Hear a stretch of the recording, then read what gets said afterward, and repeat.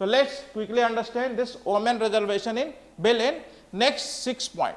What is women reservation bill? So let's start. The first point we can summarize from this women reservation bill, 33% reservation given to women. But where? 33% आरक्षण दिया गया महिलाओं को, पर कहां दिया गया यह आरक्षण? तो 3 जगहों पर दिया गया है, लोकसभा में, इसके अलावा कहां दिया गया है? अगर हम बात करें तो विधानसभा में, and then Delhi assembly.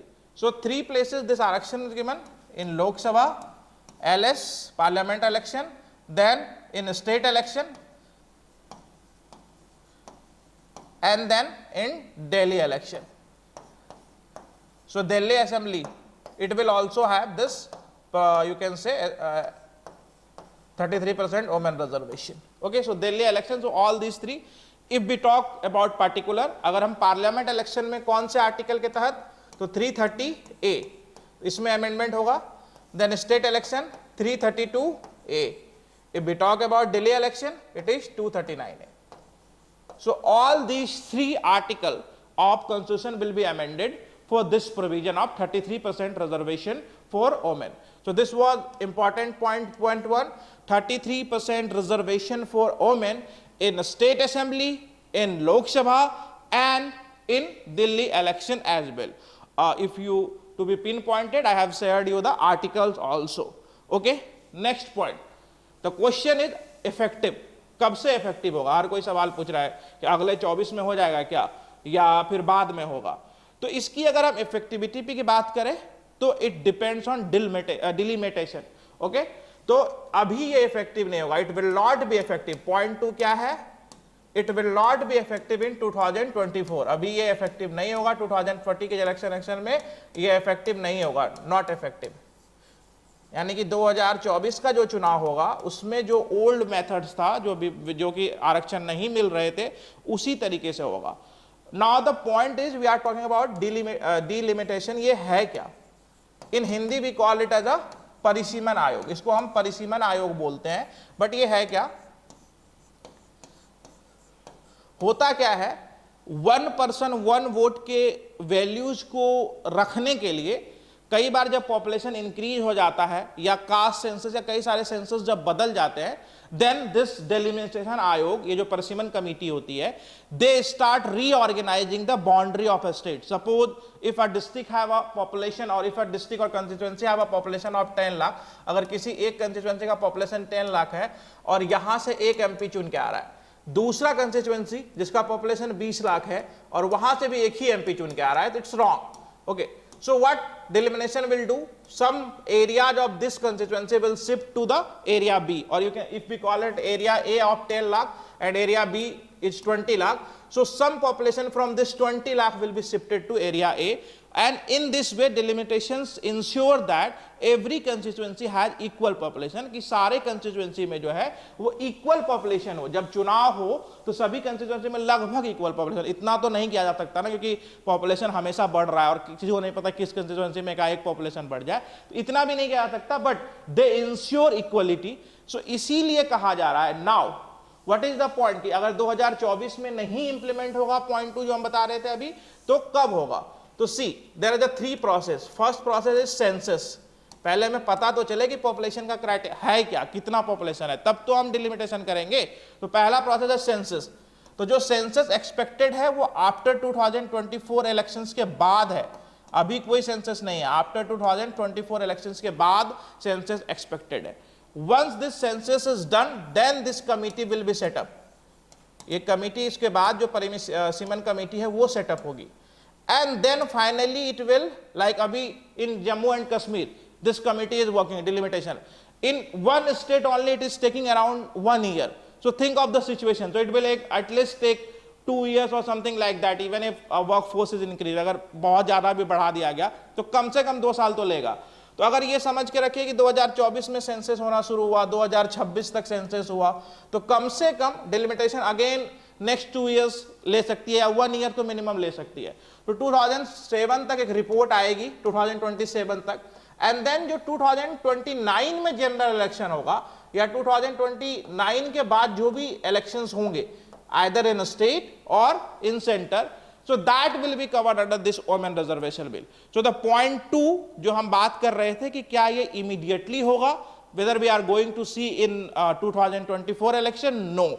What is delimitations that I have explained you? It is under election commission. If you talk about it is under election commission, ये election commission के अंदर होता है. इसके जो members होते हैं उसमें सुप्रीम कोर्ट के रिटायर्ड जज होते हैं, स्टेट इलेक्शन कमीशन होते हैं, एंड देन जो सेंट्रल इलेक्शन कमीशन है वो होते हैं, and then finally the last stage election. So the point and the main point which we can conclude is it will be implemented only in 2029 or after that. The third point which we can conclude by this women reservation bill, नारी शक्ति वंदन अधिनियम का जो तीसरा और important point है, that is even some of the you can say newspaper had covered that is point 3, quota in quota. I will be heading it Kota इन कोटा, इसको हम बोलते हैं कोटा इन कोटा. ये क्या है कोटा इन कोटा, इसको थोड़ा सा समझिए. You know that in Indian parliamentary system SC and ST had already been given reserved seat. You know that you might have heard in history also about separate electorate and reserved electorate. So SC and ST has been given a separate electorate. कितना दिया गया है, अगर अभी की बात करें 84 seat जो है वो रिजर्व्ड है, ठीक है, एंड देन 47 सीट जो है यहां पे रिजर्व है. Okay, now this if we talk about इस 84 seat and this 47 seat, out of this 28 seat will be reserved for women. पहले से ही SC ST को कोटा तो दिया गया है कि पार्लियामेंट में अगर 543 सीट है उसमें 84 इनके लिए रिजर्व है और 47 इनके लिए रिजर्व है, तो इसमें से 28 सीट वुमेन के लिए रिजर्व हो जाएगा और 16 सीट जो है वो SC वाले में से वुमेन के लिए रिजर्व है. यानी SC वुमेन विल चुनाव जो लड़ेगी वो SC women will be fight from this 16 seat of those 47 seat reserve, and similarly 84 seat, those 84 seat reserve, 28 seat women will be fighting, and that the women will be from SC or ST category. So that's quota in quota. We call it as a quota in quota. So it is again the you can say mentioned in the bill. If we talk about point 4, it is about sunset clause. Point 4 is a sunset clause. What is sunset clause? If parliamentary bill has any validity, like if suppose there is a bill and it is for lifetime or it is part of the constitution, so it is always. But if had a validity, अगर इसका कोई समय period है, तय समय सीमा है, तो इस बिल के लिए जो तय समय सीमा रखा गया है वो 15 साल है, 15 ईयर्स इसकी होगी. फिर वापस से डिलिमिटेशन होगी, फिर परिसीमन आएगा, फिर चेंजेज होंगे. तो इट्स अभी जो बिल में वो 15 साल का समय इसमें रखा गया है. Again point 5,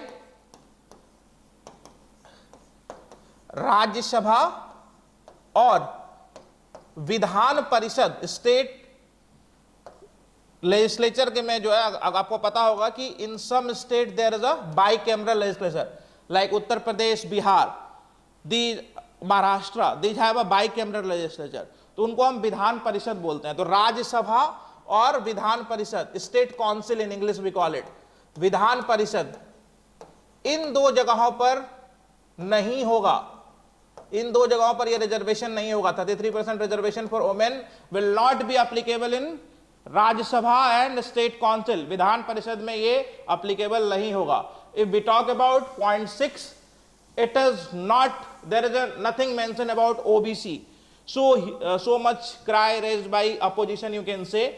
So that is the point why opposition is shouting that no mentioning of OBC reservation. So SC ST reservation is mentioned, but OBC reservation is not mentioned.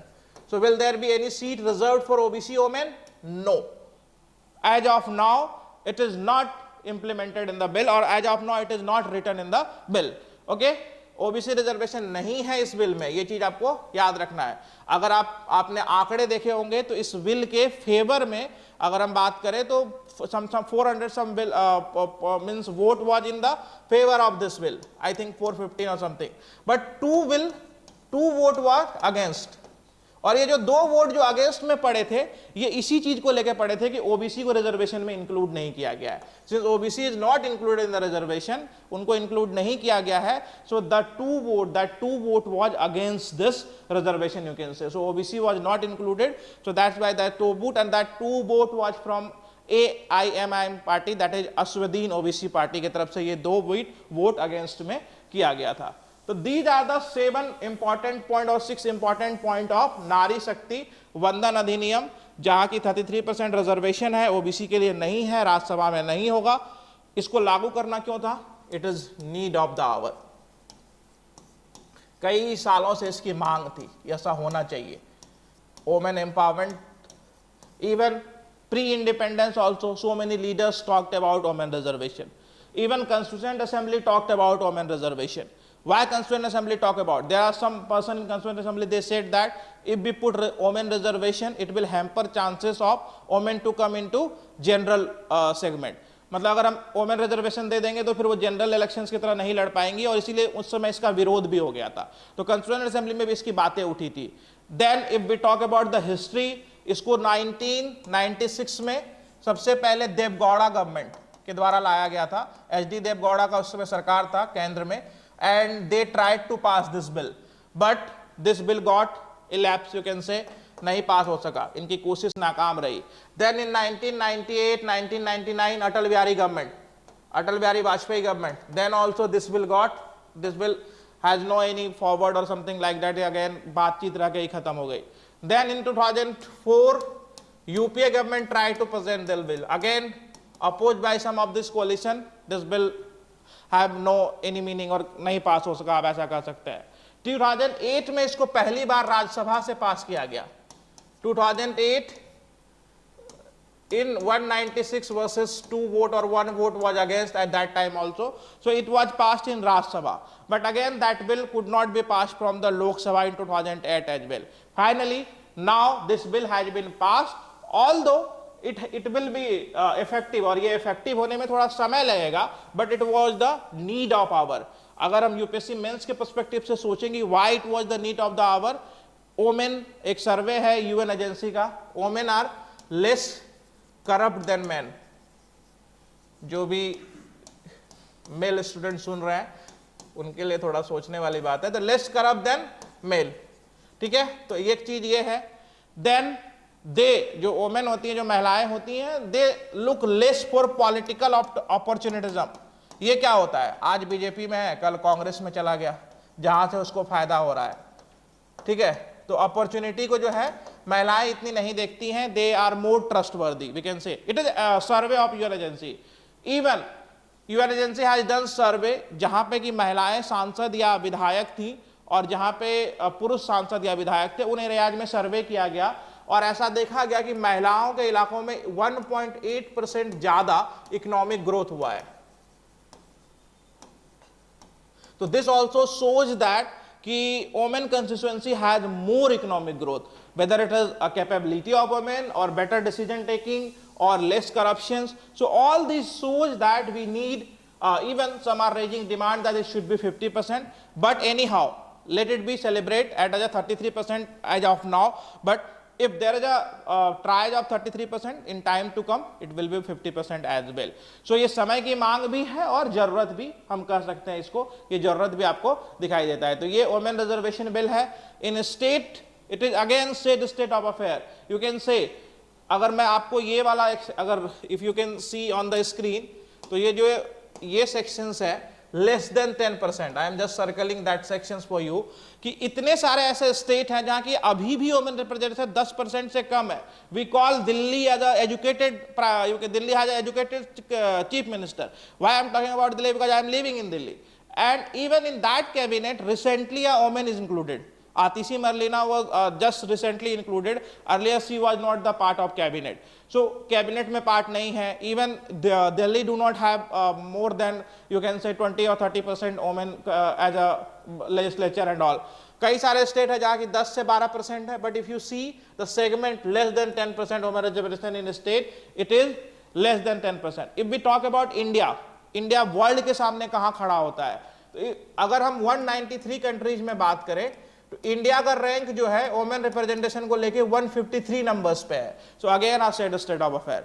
So all these things compelled us to bring, or a compelled government to bring this much awaited women reservation bill, Nari Shakti Vandan Adhiniyam. You can read in detail, a complete detail is given here.